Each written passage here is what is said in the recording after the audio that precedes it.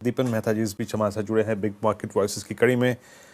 दीपन जी नमस्कार, कार्यक्रम में स्वागत है। ये कहाँ आ गए हम, यूं ही साथ चलते चलते, लेकिन जहाँ भी आए हैं वो दौर अच्छा नहीं है ना, और ना वो स्तर अच्छा है। और इस अर्निंग सीजन में भी उतना दमखम नज़र नहीं आ रहा है। दूसरी बात, ग्लोबल मार्केट्स ट्रम्प टेंट्रम वो चरम पर हैं। क्या लग रहा है दीपन जी, अभी यहाँ पर थोड़ा सा बाइंग एफर्ट्स अपने रेस्ट्रिक्ट ही रखने चाहिए? अभी कुछ डाउन साइड इस बाजार में और खुला हुआ है, क्या लगता है आपको? Good afternoon Virendra, I like your opening sentence. ऐसे चलते चलते कहाँ आ गए। It was not expected like this. और हाँ। एक्चुअली अगर आप देखेंगे तो पिछले कई महीनों से हमारा व्यू पॉजिटिव है, but I think we have been wrong at up till now. और ये जो ट्रम्प के जो मिसाइल पे मिसाइल फेंक रहे हैं, कभी ग्रीनलैंड, कभी वेनेजुएला, कभी ये कभी वो, और इंडिया और यूएस की कोई ट्रीटी आ नहीं रही है। और ओवरऑल ऐसे ही लग रहा है कि इतनी ज़्यादा अनसर्टिनिटी रहेगी on geopolitical front, on actions taken by US. इसकी वजह से भी मार्केट में काफ़ी घबराहट आ गई है। But I have seen this many times, और ऐसे कई सारे डाउन साइकिल देखे हैं हमने ने। मेरे ख्याल से ये एक अच्छा मौका है निवेश करने का, लेकिन आपके पास पैसा होना चाहिए। हम तो फुली इन्वेस्टेड है अनफॉर्चुनेटली, बट ये एक अच्छा समय है फॉर इन्वेस्टर्स जो साइडलाइंस पे है, जिनके पास कैश है पोर्टफोलियो में। They can certainly put the cash to work. और आपकी बात सही है कि ये जो अर्निंग सीजन थी इतनी ज़्यादा बढ़िया नहीं है जितनी we were expecting it to. ये जो लेबर कोड की वजह से जो प्रोविजनिंग करनी पड़ती है, तो optically numbers are looking bit bad. लेकिन फिर भी I think we are hopeful. अभी भी ये शायद 30% अर्निंग सीजन खत्म हुई है, 67% बाकी है, तो there is chance to improve. और ये जो अर्निंग सीजन है वो इम्पोर्टेंट है, क्योंकि यहाँ से टर्न अराउंड देखने को मिलेगा, तो ही फिर मार्केट न्यू हाइस पे टिका रहेगा और नए बुल फेज में जा सकता है। So let's just hope and pray that everything turns out to be right. But अब तो लग रहा है कि थोड़ा थोड़ा सिचुएशन है, थोड़ा इशू है मार्केट में, but this can get resolve also. Deepan ji, सबसे बड़ी दिक्कत का विषय है कि बैंक्स के नंबर इस बार प्राइवेट बैंक्स में उतने इम्प्रेसिव नहीं थे कुछ केसेस में। बट क्या ये इतने इतने मतलब एक नॉर्मल परफॉर्मेंस से उनकी डाइवर्जेंस थी कि इतने बड़े सेल टारगेट बन गए? Look at ICICI bank, I mean 3 महीने बेहद ख़राब रहे। इसने सबसे ज़्यादा अंडर परफॉर्म किया है। एक वो इंडेक्स जो आज से 5 रोज़ पहले ऑल टाइम हाई क्रिएट करके आया है, ICICI bank is trading below 200 exponential average.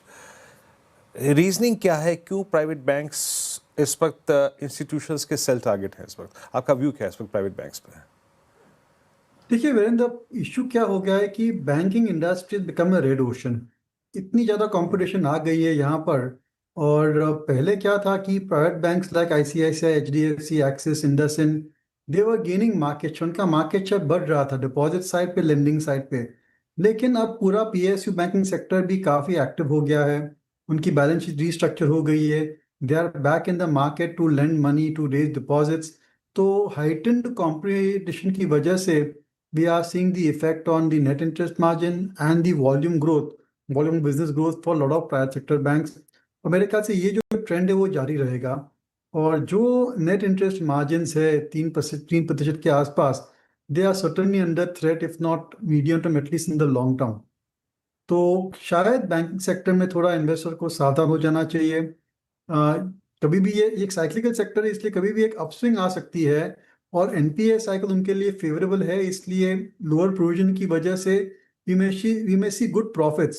लेकिन जो सेक्युलर डिस्ट्रप्शन हो रहा है इंडस्ट्री में, उसका हमें खास ध्यान रखना चाहिए। I would prefer to buy the NBFCs. NBFC पर फोकस हमारा ज़्यादा है, वहाँ पर फ्लेक्सिबिलिटी अच्छी है, और उनके जो लेंडिंग सिस्टम है, जो प्रोडक्ट्स है, दे आर बिट बेटर, और अच्छी ट्रैक्शन वहाँ पर मिल रही है।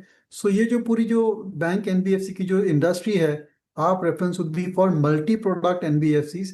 और बैंक्स पर थोड़ा थोड़ा सावधान हो जाना चाहिए इन्वेस्टर्स को।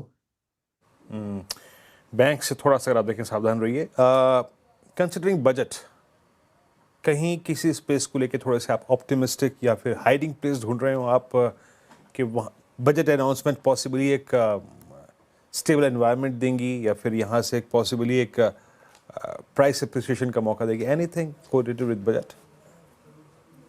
देखिए, बजट इस बार काफ़ी सबड्यूड है, एटलीस्ट प्री बजट एक्सपेक्टेशन काफ़ी सबड्यूड है। और ये अच्छी बात है, क्योंकि पीपल नॉट एक्सपेक्टिंग एनीथिंग। और ज़्यादातर स्टेबिलिटी आ गई है टैक्सेस में, तो it is fine. Stability, uncertainty on tax front always benefits investors, benefits corporates also, तो ये कोई इशू नहीं है। लेकिन अगर आप स्पेसिफिक सेक्टर को इनकरेजमेंट देना चाहते हैं तो आई थिंक जो एक्सपोर्ट ओरिएंटेड बिजनेसेस है उन पर ज़रूर से आप फोकस कर सकते हैं। शायद कुछ बजट में उनको फ़ायदा मिल सकता है, क्योंकि वैसे भी जो पीएलआई स्कीम थी 2020 में आई थी, काफ़ी सनसेट क्लॉजेस वहाँ पर आ गए हैं। So extensions on PLI scheme, further incentives for export oriented businesses, क्योंकि काफ़ी प्रेशर है वहाँ पर, तो I think we can expect some benefit over there. देखिए, डिफेंस है, इंफ्रास्ट्रक्चर है, रेलवेज है, वहाँ पर एलोकेशन बढ़ चुका है और ऐसी कोई खास अपस्विंग दिख नहीं रही है वहाँ पर। देवर गुड सेक्टर्स 2-3 years अगो जब एक्सपेंडिचर बढ़ रहा था, लेकिन अभी काफ़ी हद तक वो जो उनकी पॉलिसी थी, प्रोसेसेस थे, बजट्स थे, they are been pretty much stable. तो एक नया जो सेक्टर है जिसको प्रोत्साहन दिया जा सकता है वो है एक्सपोर्ट ओरिएंटेड बिजनेसेस, तो खास वहाँ पर नज़र रखनी चाहिए। That be something expect in the budget. Apart from that, अगर कैपिटल गेन्स टैक्स घटाते हैं तो डेफिनेटली सेंटिमेंट इंप्रूव हो सकता है। बजट एक्सपेक्टेशन, अच्छा, एक दो स्पेस पे और मैं आता हूँ जहाँ पे स्ट्रेंथ अभी भी कायम है। अभी आज सुबह दीपन जी हमारे साथ एक मेहमान थे, उन्होंने कहा कि मैं अपने फ्रेंड से यूएस में बात कर रहा था, तो वो कहते थे कि इंडियन इक्विटीज़ को लेकर आपका क्या ख्याल है। कह रहा है यार अभी तो तुमने ट्रंप का 1 साल देखा है, अभी 3 साल बाकी है। ये 3 साल जो बाकी हमें झेलने हैं, और वाकई अगर इसी तरीके से निकले तो क्या प्रीशियस मेटल्स एक एवरेज जो स्पेस आप अपने पोर्टफोलियो में देते हैं कमोडिटीज़ को, मेटल्स को, प्रीशियस मेटल्स को, क्या कुछ समय के लिए आपको उसकी परसेंटेज, उसका कंट्रीब्यूशन या फिर उसका पोर्शन बढ़ाना पड़ेगा या बढ़ा कर रखें? क्या सेंस कहता है आपका इस पर? देखिए, अगर आप साइकिल के साथ निवेश करेंगे तो इतना ज़्यादा रिटर्न अच्छा नहीं मिल सकता है। You have to go for out of favour asset classes, out of favour sectors within the asset classes as well. इसलिए ये लेवल पर precious metals, gold, silver, bullion में निवेश करना I don't think it make sense. कभी भी correction आ सकती है, कैसे करेक्शन आएगी, क्यों आएगी, ये सब मैं बोल नहीं सकता हूँ। लेकिन decades of experience tells me कि ये जो एक वन वे अपस्विंग है वो सस्टेनेबल नहीं है।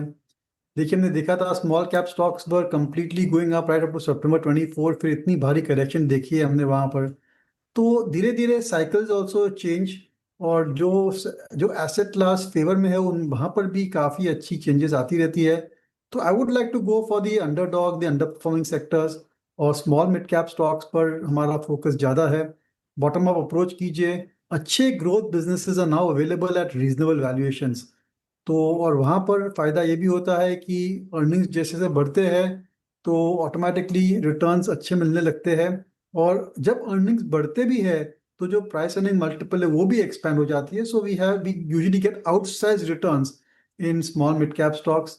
आई कुड बी रॉन्ग, शायद एक और साल ये स्मॉल मिड कैप स्टॉक्स नहीं चलेंगे, लेकिन अंडरलाइंग ग्रोथ अगर अच्छी है, बिजनेस फंडामेंटल्स अच्छा है, तो definitely I think that over the next few quarters that is way I would like to be positioned in. Precious metals है, गोल्ड है, सिल्वर है, आई थिंक ये सब स्टोरी अभी आ चुकी है और मेरे ख्याल से काफ़ी इन्वेस्टर्स ओवर भी है वहाँ पर। ओके, दीपन जी बहुत बहुत शुक्रिया, आप इस बातचीत में शामिल हुए। आज